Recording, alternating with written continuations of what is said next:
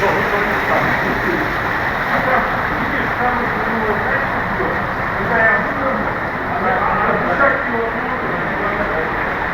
водопада бежит такое русло.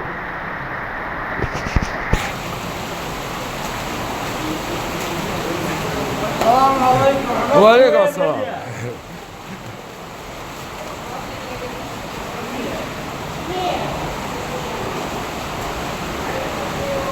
Thank you.